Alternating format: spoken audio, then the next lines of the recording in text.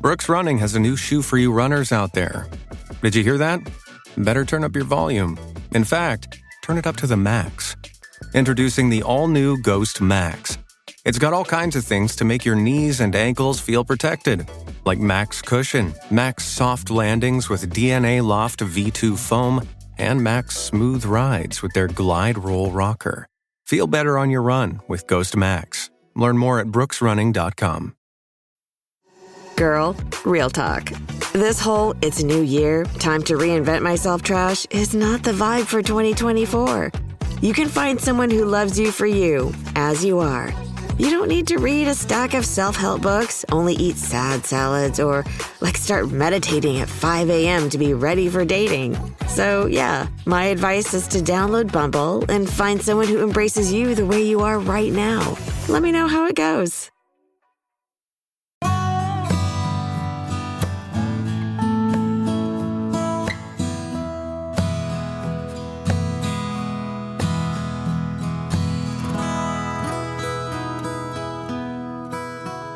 This is Central Texas Living with Ann Harder. Hello, everyone. I'm Ann Harder. Welcome to Central Texas Living, the podcast. You know, there's nothing more beautiful than the birth of a child. The labor and delivery process, though, is it's intense. Emotions can run the gamut, and one of those emotions apparently is laughter, as we hear from Micah Burgess, who is the author of The Humor in Birth. Micah is a certified doula and the founder of Waco Doula. Yes, ma'am. And it is so good to have you Thank you. here today. I've told you this. You sent me an advance copy of the book, and I'm laughing out loud. Love it. At your writing. I mean, you've never written before, I guess. No. Are you a journaler? I do journal. Yes, Okay. I do journal. And but I have never written anything before. I have always told my clients, during a birth or something, if something happened that was funny or something that was said, I will look at them and go, hey, I've always wanted to write a book called The Humor in Birth, and this is going in it. So I've threatened to write one for many, many years. And I guess quarantine was the right time to do it. Well, there you go. The names have been changed to protect. Oh, yes, absolutely. The All the names have been victims or changed. That's whatever. right. To protect people's, their privacy and identity. So, yeah. Okay, well, let's start off by explaining what a doula is, not a doula. That's right, Ann. Just doula. That's right. It's just DOULA, a doula. So this is something, you're not a midwife. Correct. Although you have been trained in that. So my training was with a midwife. I was a midwife assistant for a few years, many, many years ago, but realized pretty quickly that what I wanted to do was be a doula, because I just gravitated more towards the mom and supporting her, verbally affirming her, giving her some advice on how to breathe through a contraction. And while I could do the other stuff like an exam or blood pressure or taking care of the baby, that kind of thing, I just preferred and I gravitated towards supporting the mom. And it was just a better fit for me. And so a midwife is like an OBGYN, where they will deliver your baby. They would replace the OBGYN. They do everything except surgery, like a C-section. But I don't do anything medical. I don't deliver your baby. I don't do anything medical. I'm there as a support person, physically, mentally, even emotionally, for moms. Well, in an ideal world, that husband, yes, the father, is supposed to be doing that as well. Mm-hmm. But sometimes they can kind of get caught up in the moment as well. That's right. So they're not thinking as clearly maybe as right. I we think would people forget that it's their birth experience too. And, yeah. most of them have never been to a birth. That's just the truth, unless it was their own children's births. But, they also need to be supported. And so as a doula, my role is to also support them as well. I want them to be as involved as they want to be. And for some men, it is just holding her hand with his eyes closed through the whole birth. And that's okay. That's probably why they hired me, because they both knew that's what was going to happen. And then some of them are all in, repeating everything that I say, and they're enjoying the whole experience. And that's really what as a doula, I really want for anyone that's in the birthing room, the laboring mom or the husband. I want this to be a positive experience. And that is probably why I decided to take this angle on birth to help normalize it a little bit. We're just having babies, and there's comical things that happen. Yeah, there's a lot of things that happen the same way. You know, it's a physical process, but every birth is different. Yes. And there are so many different ways a couple or mom particularly can decide they want that birth to look like. Correct. That's right. From lots of drugs. That's right. Oh yeah. To none. You know, I'm That's going to right. be Mother Earth. That's right. how I started out. That's so, right. Yeah. Didn't Totally. end up being Mother Earth, Totally different. And you know, I welcome that. I want that. I mean, your birth needs to fit who you are as a person. And yeah, there are plenty of women that they walk in the doors, they go ahead and call the anesthesiologist, like, that's how we're starting this shindig, which is fine, which is great. And I am probably more there for the women that are wanting to have a little bit more of a natural experience. Maybe they don't want the interventions or the medications. And so that means you've got a little bit of a harder road. You signed up for a marathon. And so there's things that that woman is going to need in order to accomplish that goal that she wants to accomplish in having a natural vaginal delivery. Yeah, we talk about the role of the husband, and I remember one of the couples that you highlight in the book, they're both physical trainers. Yes. And I mean, he turned into coach mode. He did. He was so much fun. It took myself. I mean, he's in her face. Oh my gosh, yes, do absolutely it. in coach mode. Like we're at the sidelines of a football game. Seriously. I mean, that is how intense it was. But it was perfect because that fit her and she responded so well to him coaching. And so I just, hey, let's do this however y'all want to do it. But yes, it was highly entertaining for sure, and so much fun to have a dad that involved and being himself. I think one of the things that we really help provide as a support person in the room is I think we allow those men who maybe feel uncomfortable in this scenario, right? We allow them to be themselves. Like they don't have to remember everything from that childbirth education class. They don't have to know everything that's going on. They don't have to put that birth hat on. They just get to be themselves. And we want them to support their wives in whatever way they normally would support them in real life, in normal life. And so that also helps give her that sense of attachment and, oh, that's right, I'm just having a baby. I'm not dying with this man that I love, so it's full circle. Yeah, you also told a story of a couple, and the wife's like, I just don't pay any attention to what he says because he was just so.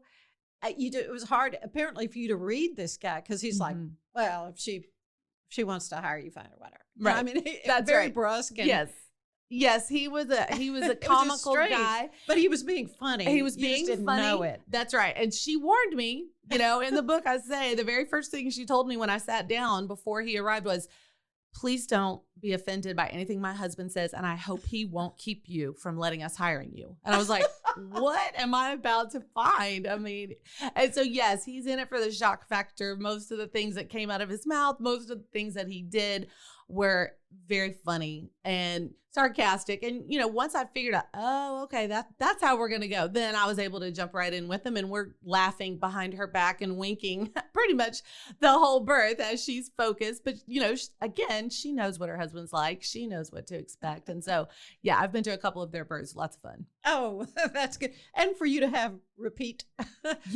customers, if you will, it's got to be gratifying to you. Because, it is. Because I'm sure you remember, well, this is how it all worked out last time. And, maybe they want a few things changed or whatever. I had the opportunity the other night to have dinner with a retired OB gynecologist. And, and I said, I've read this hysterical book about the humor in birth, and I was just saying, and he just sort of looked at me like I grown another head or something. It was so fun. Crickets chirping. Yeah. I thought, he must not have. He must found too much. He must funny have that. I mean, in his long career delivering babies. That's right. And this is a conglomeration of stories. Yeah. From I mean, the very first birth I ever attended was my nephew's birth, and he's 30 years old now, 31 years old now. And so this is a long list of births. And so there are some births and they are not funny Oh, at no. all. Serious from the word go, start to finish. Scary and so, or whatever. yeah, exactly. So this book doesn't take away from that. It doesn't take away from how monumental and inspirational and important birth is. Mhm. It is just shining a light on a perspective and an aspect that I think we can use to our benefit to, again, to relax, to understand what's happening, hopefully enjoy some of the process. And I think when we stop and realize that what just happened or what was just said is funny and we allow ourselves to be entertained for that moment, it really can help change maybe even the atmosphere. If it was super heavy or if she was struggling, I think it can help change the atmosphere. And so, Yeah, I wish I told you this. I wish I had read this book before I had Well, my right. first baby 41 years ago now. And a lot has changed. We were back then just getting into, the dads being in the delivery room. I mean, Right, it's right. really kind of amazing how things have changed in a generation absolutely. of childbirth and how much more control the couple has over Yes. the birth experience, Yes. which is a very good thing. It is. It is. Yeah. We want, I speak to it in the book that there are many different choices that women are going to make before they step into the birthing room, from where they want to have their baby, who they want to deliver their baby, who they want to attend.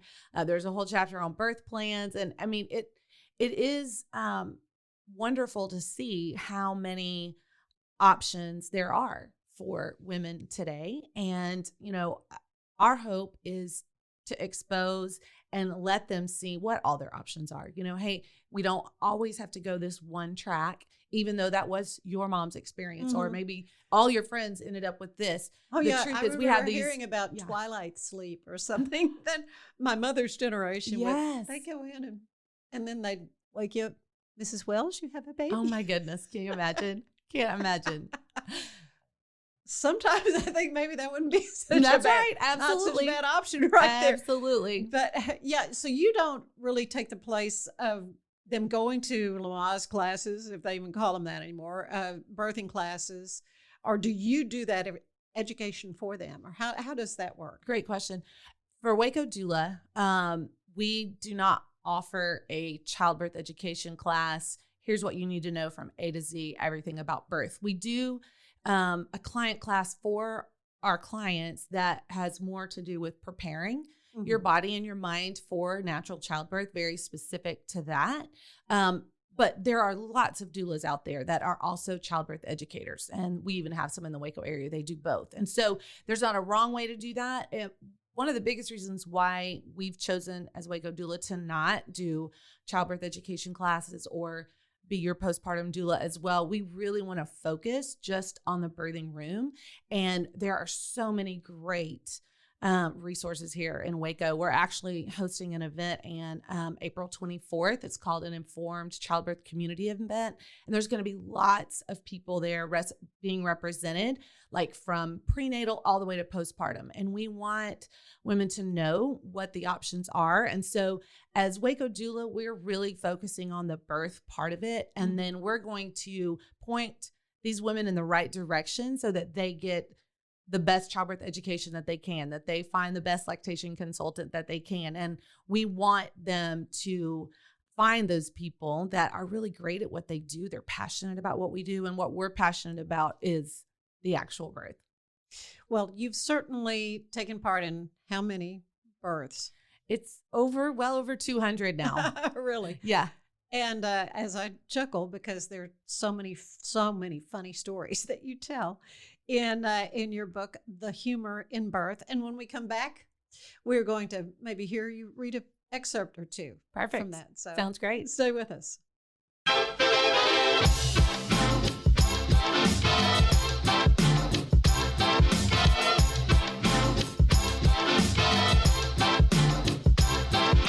Hello, and thank you for tuning into KNOW Waco. I am your host, Debbie, here to help you get in the know about Waco. So you may be asking yourself, why am I here? I'm here to be your tour guide through Waco. I'm here to tell you all the goings on in and around Waco.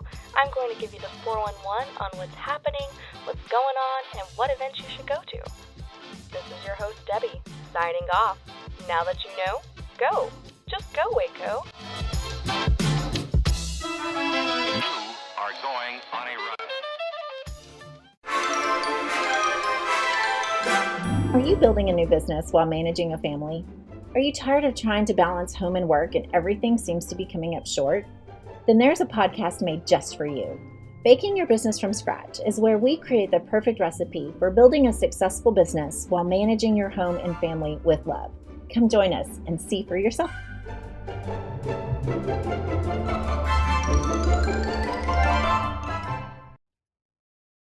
Brooks Running has a new shoe for you runners out there. Did you hear that? Better turn up your volume. In fact, turn it up to the max. Introducing the all-new Ghost Max. It's got all kinds of things to make your knees and ankles feel protected, like Max Cushion, Max Soft Landings with DNA Loft V2 foam, and Max Smooth Rides with their Glide Roll Rocker. Feel better on your run with Ghost Max. Learn more at brooksrunning.com. Girl, real talk. This whole it's new year, time to reinvent myself trash is not the vibe for 2024. You can find someone who loves you for you, as you are. You don't need to read a stack of self-help books, only eat sad salads, or start meditating at 5 a.m. to be ready for dating. So yeah, my advice is to download Bumble and find someone who embraces you the way you are right now. Let me know how it goes. And we're back visiting with Micah Burgess, who is a Waco doula. She has written a hilarious book called The Humor in Birth. And, you talk about all the different women that you work with, and most of them Southern ladies. Yes, ma'am. And you giggle because you know where I'm going with this, because Southern lady, you have a certain picture in your mind of a Southern genteel lady, but some of them can really sound like sailors, not to That's right. not to disparage sailors That's right. with their language, but That's right. yeah, there are points during the birth of a baby that things do get very intense. Absolutely. Yes. And quite frankly, when they do get very intense and we start hearing from these mamas who, are telling it like it is, then that's a great clue for us to go, okay, we're getting closer to having a baby, because she just lost her composure now. And now that we know where we're headed, we know she's dropping an F-bomb or two. That's right. We don't have that filter on anymore. It's uncensored. So we're getting after it now. So we love it. The filters are off. Well, you answer a lot of basic questions in the book. Basics like, what to take, what's the dad's role. We kind of touched on that. What scares a new mom the most. Mm-hmm. Yes, ma'am. Yeah. Yes. Well, you want me to give that punchline, or you want to wait for people to read the book? What a woman's greatest fear is. Let's let them read the book. Okay, read the book on that one sure. Their greatest fear. But what are some of the biggest mistakes you've made as a doula? That I've made plenty of mistakes for sure. The very first birth, one of the very first births that I attended, actually became a great learning experience for me. I was working with a midwife, and it was actually at a home birth, and I had shown up. It was time for me to start coaching for labor for this woman. She was not communicating at all. She was one of those very focused people. The room was darker. There was peaceful music. I mean, there just wasn't any chatter, even between the contractions. She was just super focused. So I was coaching her, and just watching as she was approaching a contraction and just saying, "Hey, here comes another contraction. You're doing great." You say that, and I just remember. That's right. That's right. They say you forget, child. You don't. You really. don't. You don't. You No. really can't still remember. That's right. That's right. So I'm telling her to take a really good deep breath and then just let all the pain out. And so I'd been coaching her for a couple of hours, and then the midwife finally pulled me and she said, "Hey, let me talk to you for a second." So we stepped out of the room, and she's like, "Hey, this is my fault. I should have told you, but she does not want us to use the word pain." And I was like, oh, snap. I think I've said it 100 times in the last few hours. So then I go back in and that's all I can think about. And is don't say pain, don't say pain, don't say pain. And of course, that's what I'm trying to say. And so, I'd start to say, push. And, then I was just like, you're doing so good. You're killing it. And then I'm like, wait, can I say killing it? I'm just totally second guessing myself.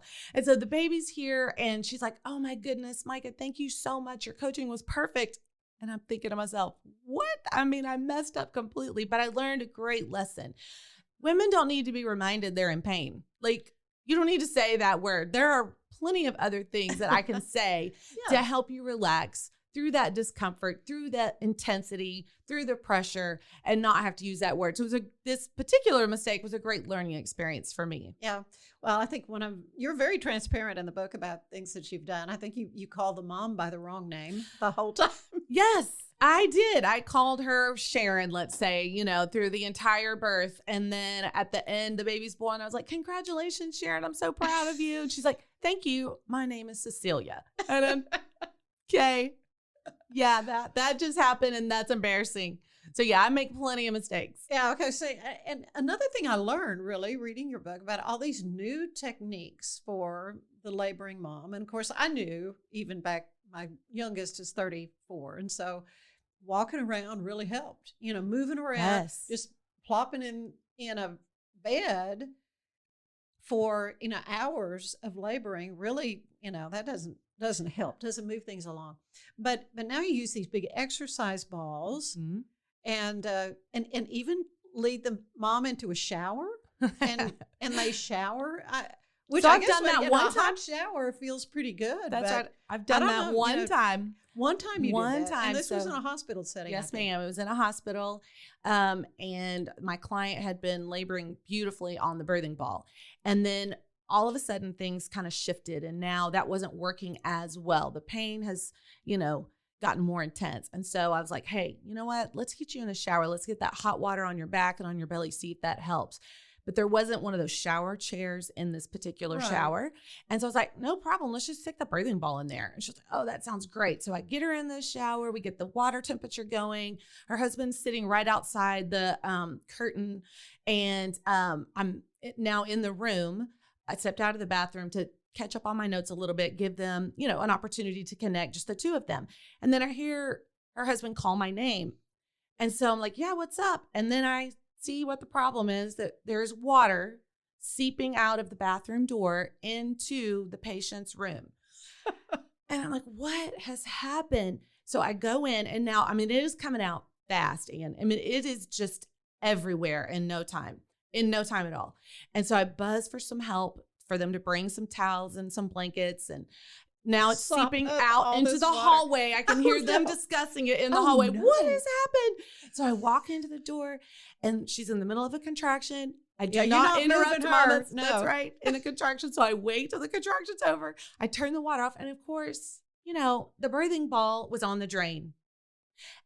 Did you know that the drain is there and to help drain the water out of the shower so you don't flood a room? And it's all one level. It's all one level. In a hospital, Right. There is no really lip to speak of because they don't want a mom to trip, right? So it is just steadily. It took us forever to clean that up. And there's more to that story. I'd love for you to get the book and read the rest of that story. It's pretty funny. And yes, that is probably, I'm the most famous for that mistake in this particular hospital.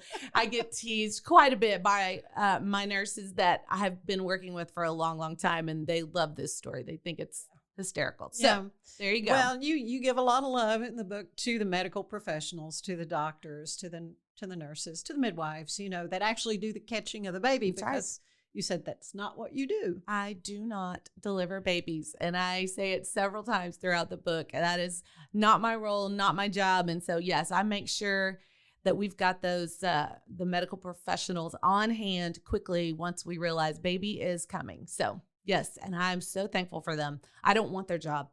They are amazing at what they do at delivering babies, like you said, whether it's midwives, OBGYNs, nurses. There's been plenty of nurses that have delivered babies because that baby's coming fast. The doctor just didn't make it yet. So I'm very, very thankful for all of them, all of the people that I get to work with on a regular basis. But you perform really a very important role because you're there with the mom and you're seeing sometimes subtle changes that can signal, man, that baby's coming now. Yes. You know, yes, and the doc maybe, who knows where. You know. Exactly. I think one thing that I have recognized over the years, you know, when a mom gets into active labor and she kind of hits that milestone of like 6 centimeters and we're like 90 to 100% of face. And I explain some of that in the book. If that doesn't make sense to you right now, I don't want to bore you with all the details of that. But that typically means we just pushed her off the cliff and now it's like a locomotive. She's rolling down that hill. So I know that even though right after that exam, maybe the numbers still don't show how far along she is, I can tell by the way a woman is breathing, by the way she is moving, by the noises that she's making, if we're headed into transition and we're going to be having a baby soon. Mm-hmm. And so,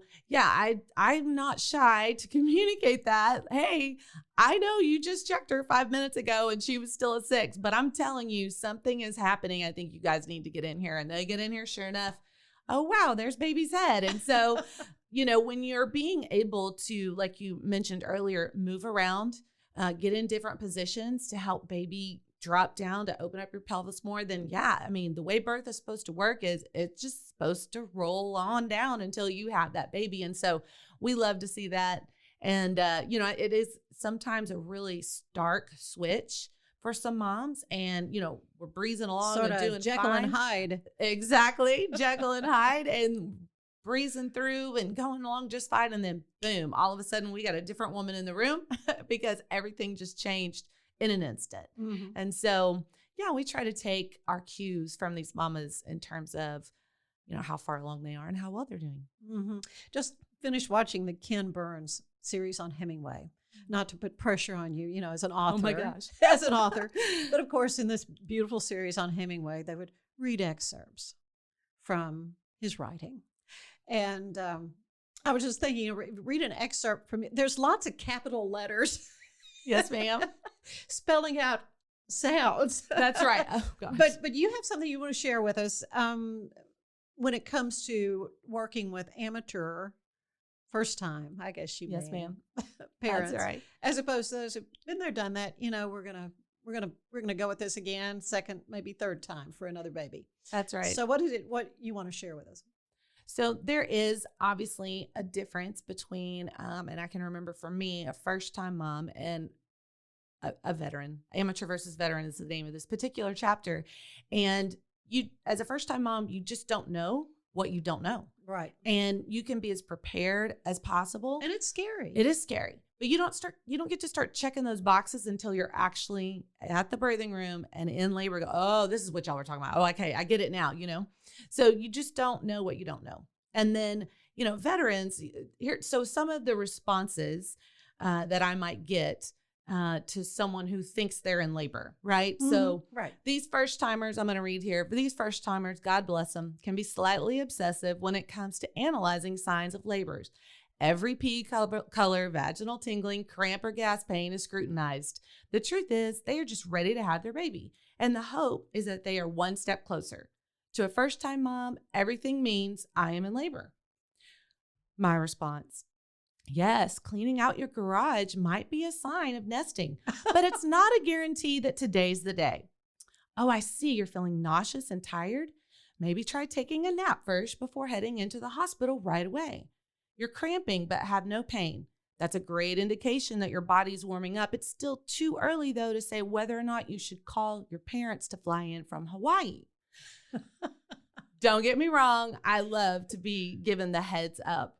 Then I have these professionals and veterans be like, hey girl, I have been having some contraction like tightening for the past several hours.